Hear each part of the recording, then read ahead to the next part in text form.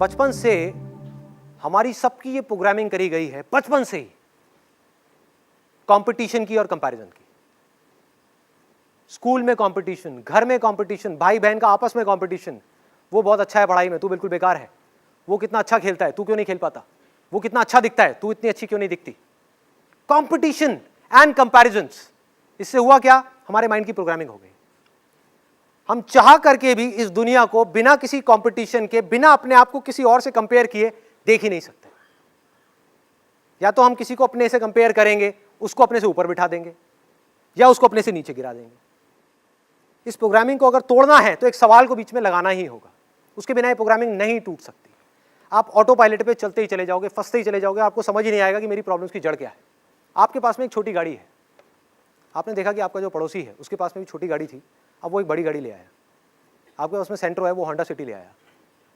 आपका बहुत खास दोस्त है, वो भी इंजीनियर है, आप भी इंजीनियर हो, दोनों एक तरह का काम करते हैं। अब जब भी आप उसकी गाड़ी को देखोगे तो क्या होगा, कंपैरिजन आएगा कि उसके पास में ये है, मेरे पास में ये नहीं है। तो आपके अंदर एक डिजायर उठेगा उस लेवल पे, बल्कि डिजायर नहीं, सबसे पहले एक विश उठेगी कि काश मेरे पास भी एक ऐसी बड़ी गाड़ी हो। अब ये विश धीरे धीरे जैसे जैसे आप उसकी गाड़ी को देखते चले जाओगे, उसके बारे में सोचते चले जाओगे, ये डिजायर बन जाएगी। अब देखो ये डिजायर किस तरीके से फंसाएगा आपको, कि आपने उसके वो गाड़ी देखी और आपके अंदर डिजायर उठा कि मुझे ये गाड़ी चाहिए, बड़ी गाड़ी चाहिए, और आपका दिमाग चलना शुरू हो गया।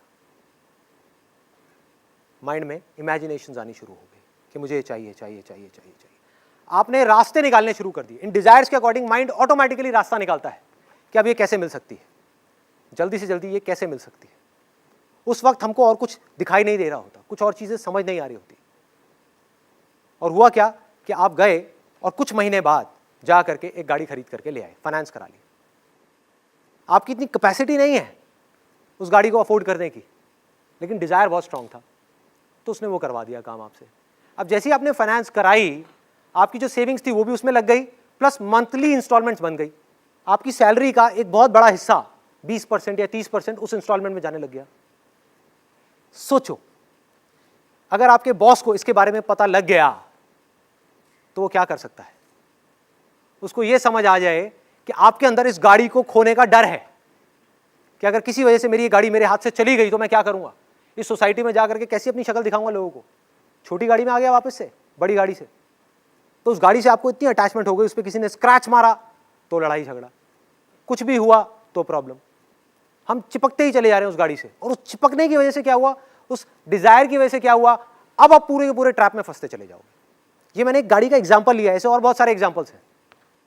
और हुआ क्या कि जैसे उस बॉस को ये समझ आया कि अब आप इस नौकरी को छोड़ना अफोर्ड नहीं कर सकते, अगर आपने छोड़ी तो आपकी इंस्टॉलमेंट्स इतनी ज्यादा है इस गाड़ी की, क्या प्रॉब्लम में आ जाओगे। तो अब वो बॉस क्या बोलेगा आपको कि आपको डेली 2 से 3 घंटा ओवर टाइम करना है।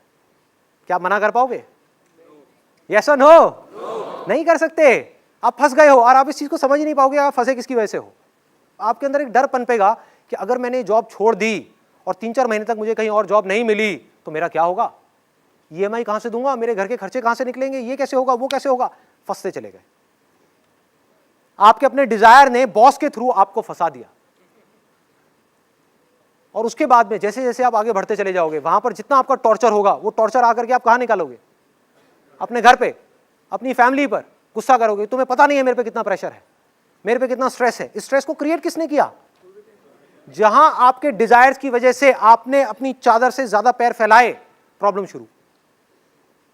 अब सोचो इसमें करना क्या है, इस सिचुएशन से कैसे निकल सकते हैं। कि जिस वक्त हमारे अंदर ये डिजायर उठे कि मुझे भी ये बड़ी गाड़ी चाहिए या कुछ भी चाहिए, तो अपने आप से रुक करके पूछना है, क्या सच में मुझे चाहिए, या सिर्फ कंपैरिजन की वजह से, कंपटीशन की वजह से मैं अननेसेसरी अपने ऊपर एक प्रेशर क्रिएट कर रहा हूं। Do I really need it? जहां आपने सवाल पूछा, आप इस पूरी की पूरी प्रॉब्लम से 1 सेकंड में बाहर आ गए।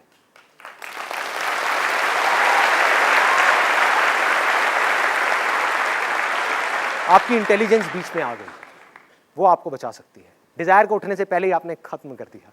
आपने कहा मुझे गाड़ी नहीं चाहिए, मुझे आजादी चाहिए, आई नीड फ्रीडम।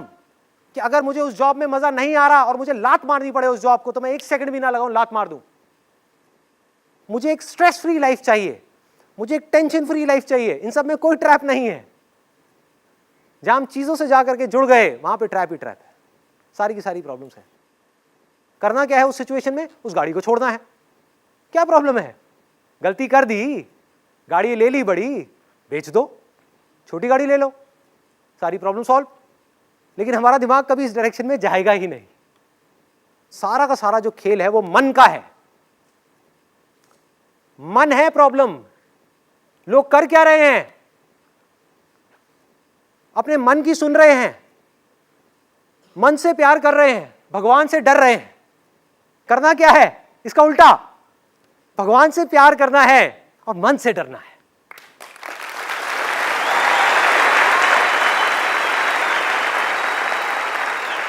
ये मन है जो हमको फंसा रहा है। ध्यान से पकड़ो।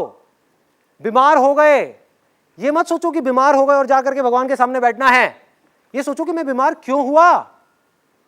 क्योंकि जब मैं किसी शादी में गया या जब जाता था कहीं पर भी, तो इतना सारा खाना देख करके मुझसे रहा नहीं जाता था। मेरा मन करता था कि मैं सब कुछ खा लूं। तो हमने क्या किया? अपने पेट की भूख को मिटाने की बजाय अपने मन की भूख को मिटाने की कोशिश करी, जिसकी भूख कभी मिट ही नहीं सकती।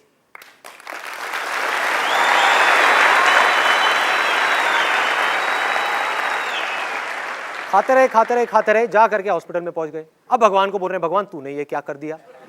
अरे वो भी हंसता होगा, वो कहता होगा भाई कर क्या रहा है तू, देख तो सही तेरा मन तुझसे क्या करवा रहा है।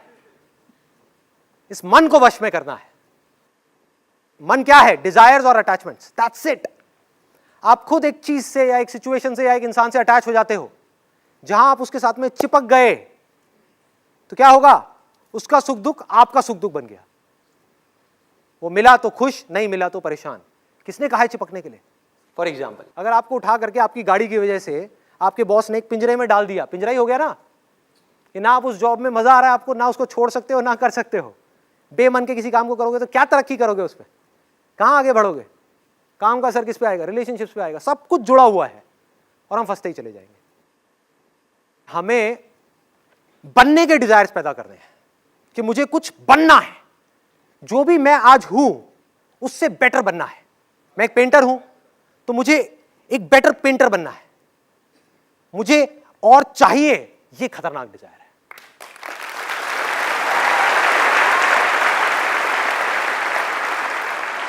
मेरा सिंपल सा मोटिव ये है कि आप एटलीस्ट कुछ क्वेश्चंस पूछो। साइंस क्या है? It's all about questioning. अगर एक सवाल नहीं होता तो आज साइंस नहीं होती। एक आदमी आराम से पेड़ के नीचे बैठा हुआ था, उसके पास में एक एप्पल गिरा। सर पे गिरा था या पास में गिरा था? सर पे गिरा था। जहां भी गिरा था, सर पे गिरा, पास में गिरा, एप्पल गिरा। उसने देख करके पूछा कि एप्पल नीचे क्यों आता है, ऊपर क्यों नहीं जाता? And law of gravity was born in that particular moment. Question क्या है? एक डिजायर है, एक डिजायर है कुछ जानने का। जो आपने पूछा ना, किस तरह के डिजायर सही है, किस तरह के नहीं है। Questioning is also a desire which will lead you down to intelligence, जो आपकी इंटेलिजेंस को बढ़ा देगा। और एक डिजायर है चीजों का, जो आपकी इंटेलिजेंस को कम कर देगा। एक क्वेश्चन पूछो कि हम ये कर क्यों रहे हैं, कि मैं अपने पड़ोसी की गाड़ी को देख करके ये क्यों चाह रहा हूं कि मुझे भी वो गाड़ी चाहिए। ये मेरा अपना डिजायर है या बचपन से मेरी ऐसी कंडीशनिंग हुई पड़ी है, बचपन से मेरी ऐसी प्रोग्रामिंग हो गई है, competition competition competition, comparison comparison. क्या उस गाड़ी में बैठने के बाद में बहुत मजा आने वाला है? क्या वही जिंदगी है या जिंदगी कुछ और है? पिंजरा जैसा मर्जी हो, सोने का भी हो, है तो पिंजरा ही ना भाई। किसी भी चीज का डिजायर एक सोने के पिंजरे के जैसा है जो हमको कैद कर देता है। क्वेश्चन पूछने का डिजायर बढ़िया है, आपकी इंटेलिजेंस को बढ़ाएगा। किसी भी काम में आपको एक्स्ट्रा ऑर्डिनरी होने के लिए आपको क्वेश्चंस पूछने ही पड़ेंगे। बिजनेस में आपको डेली 1000 बार सवाल पूछने पड़ेंगे कि मेरे कस्टमर्स को क्या चाहिए, क्या चाहिए, क्या चाहिए। उनकी रिक्वायरमेंट को समझना है, अपने आप को बेटर बनाना है। जिसकी सवाल पूछने की आदत है वो किसी भी फील्ड में चला जाए वो कामयाब हो जाएगा।